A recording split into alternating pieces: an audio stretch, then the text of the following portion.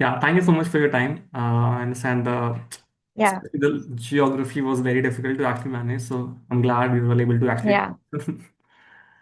right, right. Yes, first of all, a big congratulations on your GRE score. You had a 331. Thank you. It's a brilliant GRE Thank you. score. And it says that it was on May 10th, so it's pretty fair. I would say it's fairly recent. So, do you remember exactly how did you feel? I mean, when you actually went through the entire prep, and you know that the result is there, and you have got a result, and you are on the other side. So, how did it feel when you were there? So, I'll just go a bit back on my journey entirely because I just feel that people should know that I have struggled a bit in getting the score that I have. Sure. So, firstly, my journey wasn't easy. I started my prep almost, I mean, 2, 3 years back. Back in 2023, I remember. I had given the GMAT once. I got a very bad score. I was prepping back then with top 1% only. But Mhm. I think the nerves got the best of me. So I couldn't perform really well. I still remember in the classic edition, I got like a 530 score, which is absolutely nothing. I was dejected. I didn't know what to do. I thought that, I mean, my confidence was at an all time low, unfortunately. Mhm. I prepped again and again along with hectic work because I was in investment banking, so I didn't get much time to prep. But with whatever I did, I didn't see a major score point improvement in my GMAT. And Mhm. post that, I took a break because then I shifted and got to Bangalore. I got a new job. Okay. So then my GMAT got on hold a bit in 2024. And then the new edition came up. So Yeah. I prepped for it again using top 1% material. However, I think it might be a bit of a gap in my understanding, learning, application of the skills. I couldn't score that well on the GMAT new edition as well. I got like a 585. So then with all this prep, I don't know what happened. I just shifted my focus to GRE. I was like, let's just try it once and let's see what happens. And with, let me tell you, the top 1% materials were really helpful because GRE was a cakewalk for me. Okay. So for people who do not know, there's a stark contrast, I believe, in GRE and GMAT. While GMAT tests your critical reasoning skills and stuff like that, GRE is more on the vocabulary part of it, on the verbal side. And on the math, if you've like prepped for GMAT already, GRE math is very, very easy. I mean, I found it very easy. Mhm. So I think it was a bit of a cakewalk for me then. It took me approx a month's time to prep for GRE, learning all of those vocabulary words and stuff. Okay. And I gave my exam. I had my nerves up a bit, but I knew when I was looking at the paper, it was not something that I had not seen before. So Okay. the prep helped me a lot with it. Yeah. Okay, understood. So, can you also give me, I mean, since you're talking for the first time, can you also give me a bit of a background about yourself, of how Oh, you, sure. yeah, like also, if possible, you are getting a lot of shadows, so it's a bit of, there's a bit of issue with the exposure, so it is almost completely black. So yeah, I'm sorry. yeah, now I'm sorry. Yeah. Is this it's better? perfect. No, it's perfect. Yeah, Yeah. perfect. Yeah. So Okay. yeah, Okay. yeah, Sorry. yeah, yeah. So about Uh, yourself, like what made you decide to go for the GMAT or GRE, and where okay. you were in your career? Okay. If we can get a bit of background, that would be lovely. Sure, sure, sure, sure. So, I'm a chartered accountant. I cleared everything in the first attempt. I did my BCom from Podar College. Mm-hmm. I have cleared my CFA level 1 as well. However, I did not choose to go through with the levels ahead because I was already in finance. I Okay. did my articleship in investment banking. So, I was at Industrial and Commercial Bank of China. Because of this experience, I got like a headway and a breakthrough in finance post my CA as well. So, I was in ICICI Securities in the financial sponsors group. It was a short stint, then I shifted to DAM Capital, which is now a listed company. I was in the investment banking coverage side over Mhm. there as well. Okay. Then, after like 2.5 years of experience in IB post my CA, I decided to transition into a corporate strategy role at a startup. So Okay. then I was in Daily Hunt, Verse Innovation, for a year or so, which was 2024. And now I'm in a managerial position in a startup known as ZozoDay, which is a B2B SaaS platform specializing in rewards and incentives. Okay. Okay. So I have had many transitions, but I'd say that all of them have been pretty fruitful for me till now. Yeah. As far as my aspirations go, so CA is not enough, obviously, for anyone, Mhm. especially in this market scenario. So I've decided like to apply to the top B schools. However, that being said, I don't want to apply to a 2 year program because it doesn't make sense for me. I want to apply Okay. for a 1 year MBA program, Okay. INSEAD, HEC, Paris, and the likes of it. Yeah. Okay. Got it. Got it. Okay. And also, can you recall how you came to know about top 1% when you were preparing for this journey? If you want to go through the GMAT or Oh, GRE. All right. So back in 2023, I think I would have gone through the Sandeep Gupta's one of the posts of Sandeep Gupta Hmm. on GMAT in LinkedIn, Okay. and that's how I was like, let's just give it a shot because all of the top rankers seem to come out from here, and that's a usual Indian mentality. You just go to the Hmm. top coaching classes to get the top percent. Yeah. So that's how I started my journey. I took the prep. Uh, I think twice in total, twice or thrice maybe. I don't remember, I'm not sure. Okay. All of the preps have been really helpful. Because over a period of time, I've built those skills when it comes to critical reasoning, how to approach questions. Like, for a chartered accountant, the approach to questions is very different Uh-huh. than what is expected.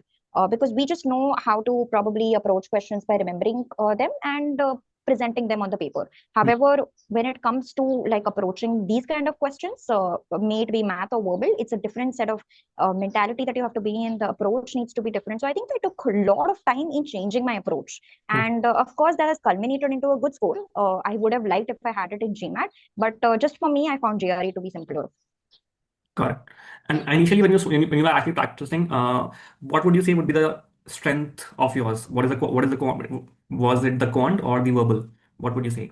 And 100%, 100% it was quant because we had it inbuilt. I'm from an ICSE background, Mhm. so math for me was very easy. That Mhm. being said, and especially with the new syllabus, geometry, which was one of my weakening spots, like weaken, it was not a great strength. Mhm. That got eliminated. So I had an upper edge when it comes to quant.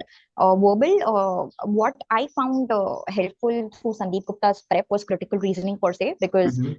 I remember when I was doing like 10 question sets in CR back in 2023, I used to get only two right. But over a period of time, I built those skills and I reached up to 90% accuracy. And in GRE, it was almost 100 because it's a lot simpler as compared to GMAT, in my opinion. So, Got it. uh, yeah, Also, yeah. and also with RC, were you initially struggling a little bit, or you were able to get the hang of the RC thing pretty smoothly? Yeah, one thing I'd like to highlight in the RC part is the primary purpose, which I found really, really easy post following Sandeep Gupta's approach. I was like a little bit weak on the inference part of it. So that Mhm. is something that I used my understanding and I took my time to build up those strengths. But Mhm. when it comes to primary purpose, something which would have taken like 5 minutes and still being confused on all of those options, Sandeep Gupta's prep material helped me with narrowing down on only one option with certainty that this is the Mhm. primary purpose of the passage.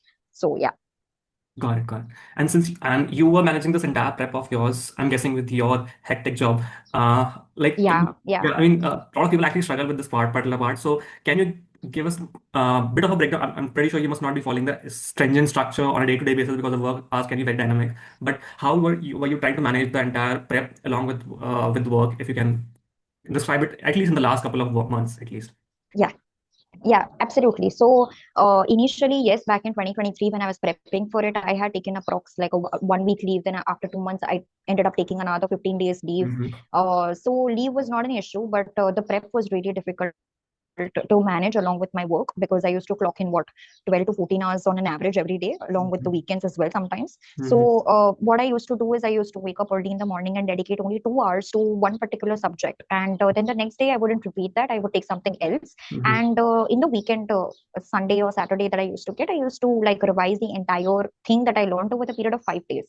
So, this helped me like retain stuff in my memory. Hmm. And that is something that I would recommend to aspirants as well. Towards the end, yes, I got the nerves, but at least in my case, it was a bit different because since I found GRE to be simpler, I didn't take leaves at all, and it just happened. It flowed, but like I said, it was a culmination of 2 years of hard work that went into Hmm. not taking any leaves towards the end of the exam and being very chilled Hmm. out when giving it. So Got yeah, it. I think it was more of a subconscious build-up that got towards the peak. exactly. Exactly, yeah. Yeah, Understand. yeah. And in terms of your test experience, based on your profile photo, I think it was based on the exam day, from the not from the test center, but from your home, I guess. Yeah, yeah, yeah. I mean, I took it because I was very comfortable. Like I said, back in GMAT also I used to give it from the test center, Mm-hmm. and that used to the hype that was built up around it, like approaching the test center, getting all of your veins scanned and all Mm-hmm. that. It gave me a bit of a nervous sort of an experience. So I said Uh-huh. that let's try it from home, and it turned out to be pretty seamless because I was in my comfortable environment where I was studying on an everyday basis. So it sort Mm-hmm. of built in my subconscious as well that this is a regular day only. This is not like a test day or a big hype about it. So. Got it, got it. And in terms of the Hmm. content that you experienced on the exam, was there anything irregular in terms of compared to what you were practicing from the top material itself? Absolutely not. I mean, nothing irregular as far as the vocabulary part is concerned. I was thorough in my prep as well, so I did not find any sort of irregularities that something is sprung up and I'm not able to answer. I would say to the aspirants that keep your concept strong and keep your approach strong, because then it wouldn't be much of a problem in the exam, on the test day. Got it. Okay. Yeah. And finally, are there any do's or don'ts that you would like to share from your own journey, either for the GRE or for the GMAT, that you would suggest? Who would be watching this video, maybe now or there later in their prep? One thing that I would for sure flag it off is don't take breaks, because it really cuts down on your approach, Mm-hmm. and you start from scratch. I have done this many times over my period of over this period of journey of 2 years. That I used to get burnt out by studying for like what 10 hours a day when I was taking a leave, and post the exam I used to be demotivated and dejected that I didn't get the score that I wanted. Mm-hmm. So what I used to do is I used to leave it. I used to take a break, and after 10 days, again that sort of tension got up into my head. Oh my god, I'm starting from scratch because I don't know anything. So Mm-hmm. it's like, be slow and steady in your approach, but don't take breaks. Like take even 1 hour, do even 1 hour of prep every day, but don't lose your touch with the syllabus is what I would recommend to people. Got it. Perfect, perfect. Yeah. Yeah, that's very helpful advice. Thank you so much for that. Yeah. Yeah. Yeah. As for your future plans, I think you were planning on applying for the round one itself, this September. Absolutely. Yeah, Okay. yeah. I'm pretty confident about it. Mm-hmm. However, there are just some things that I need to navigate as far as my applications are concerned. But for the Mm-hmm. test score part, of course, I'm very confident that this is a sufficient score for me to get Of into the course. top E schools. Yeah, yeah. Perfect, perfect. And you have already laid out a plan of schools like HEC and INSEAD, things like that. Okay, perfect. Yeah, you have. Yes. Yeah. Absolutely. Yeah, those schools have a very hefty essay, so good luck on that. Yeah, Yeah. Thank you. yeah, yeah. Hopefully, we'll be in touch. And thank you for your time. For Thank you for sure. doing this. And have a good day. Sure. Thank you. Thank you so much. Okay, bye. Yeah. You too. Thank you. Bye.